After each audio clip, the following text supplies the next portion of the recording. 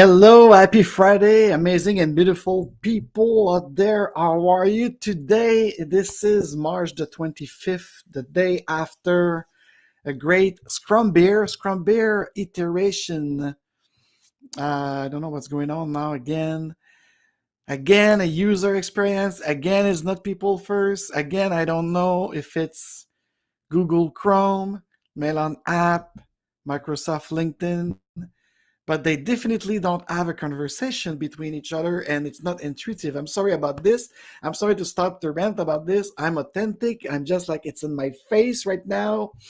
It's kind of, I don't get it. I don't get it. It's, well, hopefully yesterday I didn't have this problem, but now I just don't get it. Anyways, before going to the gratitude moment of this unexpected Friday Live Agile, I'm really Scrum consistent. Every Friday since I was in Tulum last year for the 59 times, I'm with you, and we're going to talk about it like a little bit after this. I want to show you something that apparently was a takeaway from yesterday. If I could get on it, let's see it. As I said, I got a kind of a very special process. So let's try this. Maybe not the entire 7 minutes, but let's try it together. And I'll just try to figure it out. All my settings are not where they were supposed to be. Jesus Christ, Melon app. Veronica, I think we need a session. We definitely need a session about it because I'm a good user and I don't get it why it's like this. So let's hear one of the takeaway of yesterday without knowing it. Joe Rogan tried to explain William von Hippel a stone ape theory. Actually, it's not a theory, Joe. It's an hypothesis in the book Food of the Gods from Terence McKenna. Have you ever read any Terence McKenna? I know you're familiar with something called the stoned ape theory. No. Sorry, not. McKenna he was an ethnobotanist, and he was also a psychedelic adventurer, and he had a theory. And the theory was that what you're talking about, this climate change, that also coincided with the doubling of the human brain size. His theory was that one of the things that was in play was that these apes would experiment with different food sources as they moved into the grasslands. And there was a lot of ungulates in these grasslands, and that psilocybin mushrooms, which we know existed back then, would grow in these grasslands. And that these apes started consuming psilocybin mushrooms, and it led them to be more creative, and it also led to specific traits like the development of language. That eating mushrooms in low doses increases visual acuity, which would lead them to be better hunters or more perceptive. It also leads them to be hornier, which would most likely involve more breeding, more sexual activity, and possibly select the ones that chose the mushrooms would maybe possibly breed more than the ones that didn't choose the mushrooms because they were more into it and were more social, more sexually active. And he has a series of, his brother Dennis, who's still alive, detailed it on a podcast we did, the very first podcast we did. His brother is an actual scientist and detailed it in terms of how psilocybin affects the brain and what areas of the brain what actually takes place when you're under the influence of this, and that it could very potentially have led to the development of language, and that all these things in play, the throwing arm, the developing these new social networks where you need to communicate with each other, along with the harnessing of fire, along with the consumption of psychedelic mushrooms on a regular basis because they were incredibly frequent and very edible. All right, that's total trip. I've never heard of that before. Fascinating. Yeah, it would be really like that's a really good example of some random thing. If it really did play that role, how random that is that these frickin' things happen to be growing there and that they happen to be attracted to them and ate them. We know that animals like to get high. Yes. Elephants will eat these fruit that have, well, the drunk in this case, that have overripened and have become alcoholic. We know that animals will do that. You've seen jaguars that consume psychedelic plants and they lie on their back and stare at the sky. You never seen that? No. Oh, it's amazing. But do you know what ayahuasca is? No. Ayahuasca is it's a way that these people in the rainforest developed untold thousands of years ago of developing an orally active version of dimethyltryptamine. Do you know what dimethyltryptamine is? No, I'm not in this. Okay. Yeah. Dimethyltryptamine is the most potent psychedelic known to man. It's an incredibly potent drug that is just intensely hallucinatory, gives you these insane visions, and it also is here's a jaguar. It's really crazy. And this is in the Amazon. These jaguars eat these plants, and these plants they have the ingredients of ayahuasca, and these jaguars are known to eat these things and then trip their fucking balls off. Yeah. They eat them and their pupils dilate and they roll over on their back and stare at the sky. I mean, they're clearly high. Right. So this is something that you're going to say something? Yeah, this is what I'm going to say. So this is what ayahuasca is dimethyltryptamine. Like, look, it's kind of cool watching this jaguar trip balls. Yeah. They just stare. They see shit that's not there. Yeah. I mean, or it is there. Maybe they're astral traveling. It's amazing. So what ayahuasca is there's dimethyltryptamine, which is this incredibly potent psychedelic drug, is produced in the human body. It's produced by the liver, it's produced by the lungs, and they also believe it's produced by the pineal gland, which is literally your third eye. The pineal gland in certain reptiles actually has a retina and a lens. I mean, it's like an eyeball. And they think, and the Egyptians called it the seed of the soul, and they think that this is one of the reasons why they have this obsession with this gland in Eastern mysticism. Is somehow or another they figured out that this is the gland that produces this incredibly potent psychedelic drug. This psychedelic drug, dimethyltryptamine, also exists in thousands of different plants. The problem is when you consume it orally, your body produces something in your gut called monoamine oxidase, and monoamine oxidase breaks it down. So what these indigenous people figured out is how to combine one plant, which contains this psychedelic compound, with another plant, which contains a natural MAO inhibitor called harmine. So they brew this all together. So, all right, guys. So, I mean, I have to do this because sometimes, whatever is the language barrier or anything, like, and yes, I'm crazy like this, connecting dots. And I think when I look at my 4,500 subscriber of the podcast, the audio podcast that you could find everywhere, Samuel Ball, again, a crazy monkey I work with for several times since my time at ILP in San Francisco. So he bring me up to everything. So Spotify, yes, and everything. So I hope I have the right. Like I didn't expect to show so long of the Joe Rogan try to explaining the stone ape theory of evolution of consciousness and everything. So to Sue, I replied to you, and so it's from the book Food of the Gods of Terence McKenna, where he talks about the evolution and everything we have in nature. He was a botanist. He was an ethnobotanist. So, I mean, like, and I learned so much with him. I had the honor and chance to meet with him. And of course, that was influencing my way of approaching my work into Scrum with the team. Because I was always someone, despite my hyperactivity, where a lot of people judge me of not listening. I'm listening more than with my ears. I'm a very good listener, actually, and I like to ask.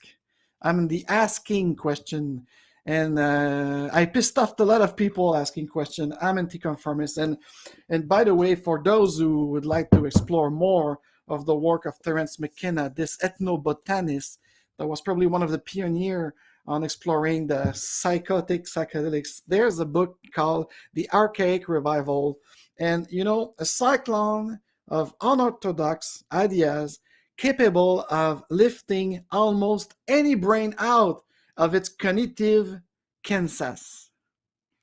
That's it's a foreword by Tom Robbins of one of the greatest book to open your mind, your spirit, and your body to connecting with the source, the real source, which is love. Yes, because without love, there could be no humanity. If I reply to the group yesterday between having the faith and humanity, or are we just a stone monkey, lazy monkey that don't want to do shit, don't want to do anything, that needs a kind of supplement. So anyways, I'm on fire this Friday because I'm so happy that I brought together those four amazing people. Two I know more than others, but I'm sure it's just the beginning of a new story for me with them, with Antonio, with Jim. And Jim, you're welcome anytime here in Montreal with your wife. I will welcome you. I'm a true Montrealer before being a Quebecois or a Canadian. I couldn't care less of those national things, but Montreal, it's a great city, and I knew it all upside down. And I can't wait to go back in New York and to see you, Sue, again and everything. So I'm very thankful. I'm very in a grateful moment today. And that's also include an email that I received from Google YouTube telling me that I reached a milestone of 500 subscribers. So I'm very thankful for you. Despite the fact that still those who watch my stuff are 75% unsubscribed. So what are you waiting for, guys? Huh? Subscribe and hit the bell. And also, please come join me on Rumble, because I think the future is a future of decentralization and authenticity. And more, I'm on YouTube since 2006. I was actually the a user, because I wasn't a YouTuber back then. I was probably the user in Canada 1386, according to before it was to Google, when it was a decentralized, independent tech shop doing great things, where we could watch for hours of our old anime show of the 1980s, and you could discover things, crazy things like the stone hypothesis from Terence McKenna and Jordan Maxwell with the Matrix of Powers, where everything was free of choice, free of everything. So me, I know that in the decades we are now, like between 2023 and 2033, the next 10 years, we are going to have to make choice, personal choice, professional choice, societal choice, and we will require maybe like smaller circle of self-managed community,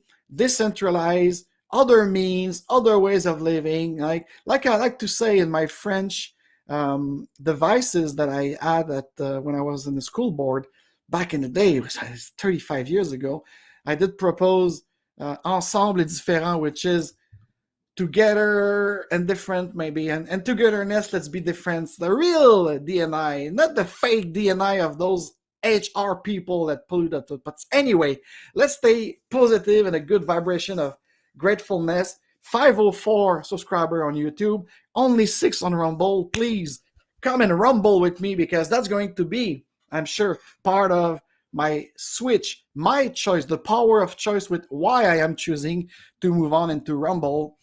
Even though I'm talking mostly about business agility, enterprise Scrum, innovation, but just the fact that I touch sometimes the blockchain protocol and the Bitcoin movement, and things. And anyways, and then also for the principle of engaging into what I teach with my FLEP program, because I'm not just doing agile fucking boring thing. And that's the thing. What's one of my takeaway yesterday, and I will have to rewatch it to see if the sound is good enough to translate it into the audio podcast of this great conversation I had with this quattro of very like-minded people, but we didn't agree on everything. I can wait to watch it again this weekend and to see if I could extract the sound bites and make a podcast of it for my runner club on the Day Real Agile podcast who loved it.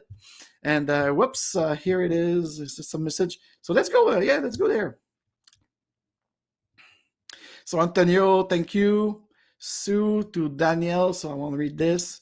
So anyways, so I would like to read you a part of Sue Ryu kind of retrospective, one of our guests yesterday at the Scrum Beer special podcast event. So she thanks for organizing this event last night, Alex.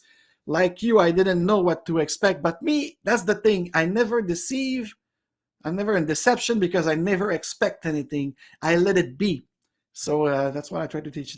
It was enlightening to know we think alike and also learn something new about open space from Mezig, that he took it from Harrison Owen. Goal, constraint, progress. She thanks Dan Mezig, the giant of Scrum. And when I say that, it's really a giant. It's not Andre the giant. He's not as big, but he's really tall. And as always, putting things simple. Yes, I have to learn it from you. I know sometimes my madness mind goes all the way around. So this is a lesson I should learn from the great master Daniel Mezig. What was the book that you wanted to share with us? Is it to me? Or is it a book from... Daniel has many books, but anyways...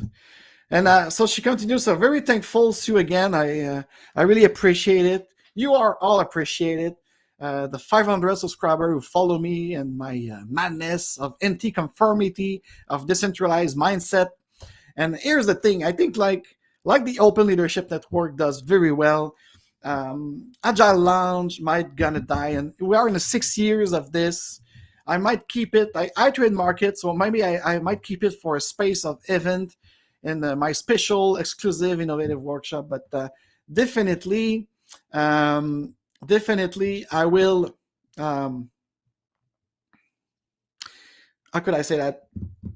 I will concentrate on the book. I'm writing a book, not for the fame or anything. It's just like to put my ideas into paper, to make it visual. So I got a lot of a vision board built for the next level agility. So Sue, it's not about having an Agile Manifesto 2.0, whatever, because I've seen it too much. In the last decade, a lot of people have created Sales with Agile, Agile HR, and they had created their own manifesto. ModernAgile.org had created like the more kind of way to explain Agile to non-software team, non-IT team. So I don't think like we should be in this evolution mindset. And by the way, about your question about the book, I think I answer it in my message to you, Sue. And it's the hypothesis I was talking about to make evolution over transformation, which, by the way, my first reflection on it that I did on the Friday Live Agile is now available on the podcast through Spotify, Apple, and also Deezer, iHeartRadio, Amazon Prime. I'm also on Amazon Prime. So you could download it and run with it. So we start thinking of this evolution over transformation inspired by the great work of Terence McKenna, inspired also by Mike Beadle, my great mentor, inspired by Mark Twain, inspired by a lot of concepts that are there, and also my co-creation, my 5 cents that I tried to put into it. So here is the thing. I think we should show up as we are. This is the true authentic leadership. And reading, especially from my subscriber of the audio podcast, the Real Agile podcast. This is where I have the biggest kind of community online, 4,500. After 2 years, it started actually, it's going to be 2 years very soon, because I started on April 20, 2020, in the midst of the first lockstep lockdown. So that's amazing. And a lot of people say like we do spinning with you. We listen to your podcast by doing workout, and it's very another way of presenting business agility and Scrum and everything. So people like it. It seems to be very diverse. I receive comment from Scandinavia, Central Europe, Eastern Europe, India, a lot of people from India. So Shukrawi, if I pronounce well in Hindi, Shukrawi, namaste. And a lot of Brazilian as well. Obrigado. Muchas gracias por mi comunidad de Mexico. Muchas gracias, Padre Mexico, for last year. You took me in your arm during this challenge time. very welcoming country, a country with a lot of diversity, real diversity, more than you can even imagine. The Mexican pueblos, the Mexican way, it's the Mexican way. And there's 32 states, or let's say 31 with the District Federalis, but it's 31 states, 31 culture, plus all the native people that I learned so much with them. So I'm really thankful of that too. Because last year, Madre and Padre Mexico, you hold me in your arms. And you saved my life. For those who know me, read between the lines. So thankful of this milestone. 4,500 on the podcast, 500 on YouTube. And it's not the number that counts. I hope people who listen to this could interact more with us. And I say us because I don't want to be alone. There's Anna Gorski. Dziękuję, as we say in Polish. Dziękuję. Merci. Thank you for having my back with all of these messaging and everything. Elizabeth Matirani. Grazie molto to you too. I'm so thankful that we are friends, we are colleagues, and we do great things. So the Agile Lounge family, it's amazing. Samuel Bal again. Shukran. So whoops. Sorry. So yeah, it's just a very kind of quick, thankful moment for all is that happening. It's a great spring. It's as I said, it's for me, it's the sixth spring of my agility step towards getting out of Agile, because I think like we should not impose any mindset, any culture, organizational culture, org level culture. And one of the key of it, and Antonio, high five to you. You didn't speak much. We get to know each other, but when you spoke yesterday, that was right on point. And he reminded us, Antonio Singleton, that and the Agile Manifesto for software development, one of the core things and the principles and the value, it's collaboration. Yeah? Collaboration and interaction through communication. So people don't ask enough questions, and powerful questions, because everyone needs to express their story. And from that story, we could build something. So there's my thought. Stop looking about big process or big framework, or stop having a safeguard of things. No. Reach out to others. Ask questions. Ask for help. Agree together. Explicit agreement, not just like, yeah, no. Put it visual as a team. I'm not just talking about work here. Yes, of course, we concentrate on professional services at work, but guys, do you understand all the value of great communication? We have full of means of communication, and we communicate badly. This is why I brought up this hypothesis of evolution. What's make us so lazy sometimes? What make us so not genius sometimes? Communication. I mean, it's so simple if we want to.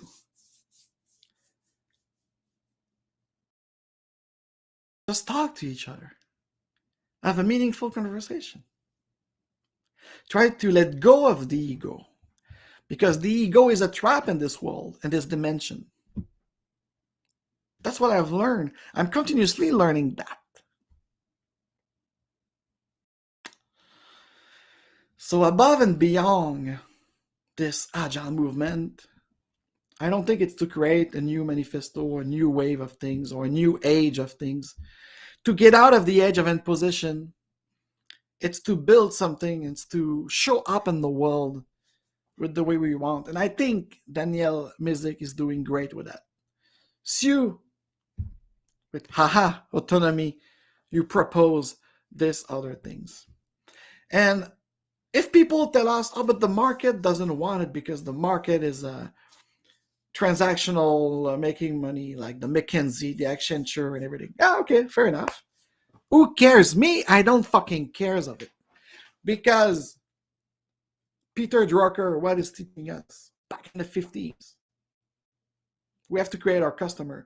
And I know I'm fully busy right now and I'm being reached out. So there's a market for other ways to real agility, to real agile in terms of flexible, in terms of creating those open space and communication and agreement and decision rights. And we have to think in terms of this real decentralization.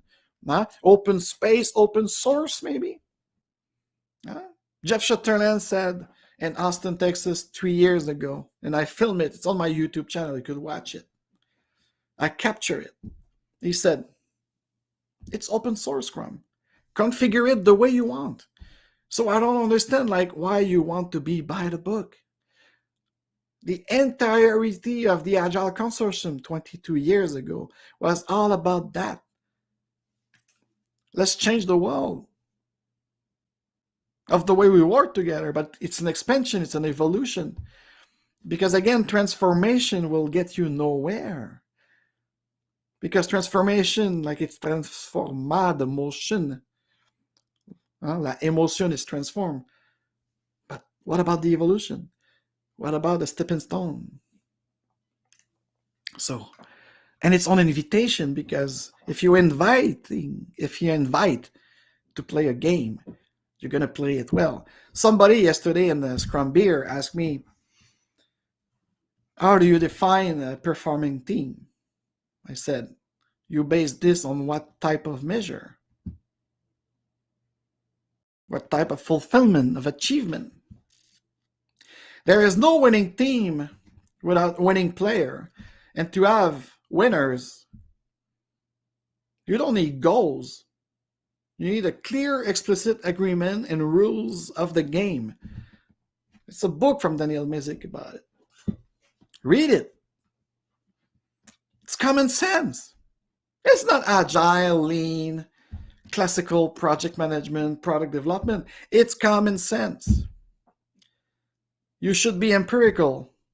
Stop doing things that it's a waste and doesn't work.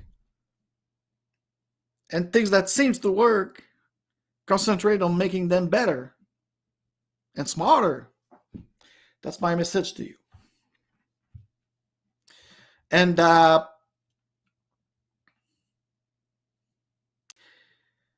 for the Scrum Beer, to complete this very quick Friday Live Agile Unprompted, because I was supposed to take off this week, as I did yesterday, the Scrum Beer with a podcast. But for the Scrum Beer, you could have, for those who came both virtual on the meetup and YouTube and everything, so write me an email here at coach@agile-lounge.com, and I will give you actually a special code for you to enter to maintain your certification. I mean, is it about a belief? I don't want to make we have a lot of stuff on our blog and in our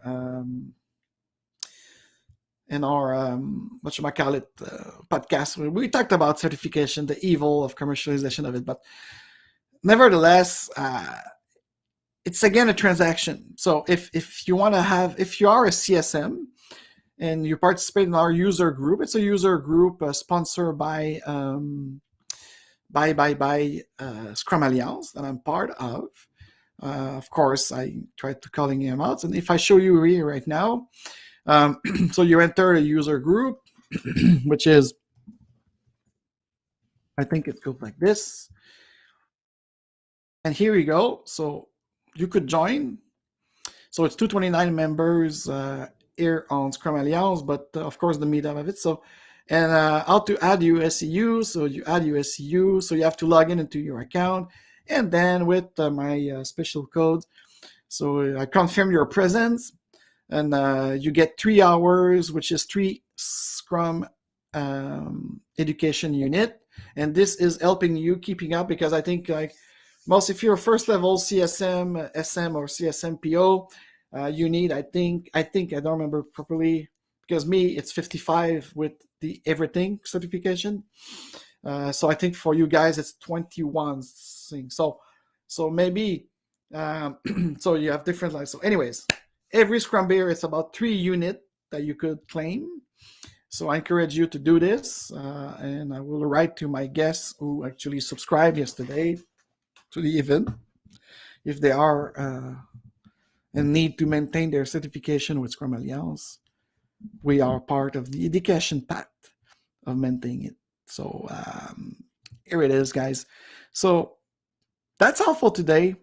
So thank you very much again. Merci beaucoup. Muchas gracias. Obrigado. Danke. La croix. Whoa, what's going on today? My head is smaller than yesterday. I don't know what's going on, but anyways. Yeah, let's continue this journey. But I think with the spring coming, summer, my move out of Montreal and everything, and I will concentrate to serve my client that trust me. So this social media experiment turns to an end.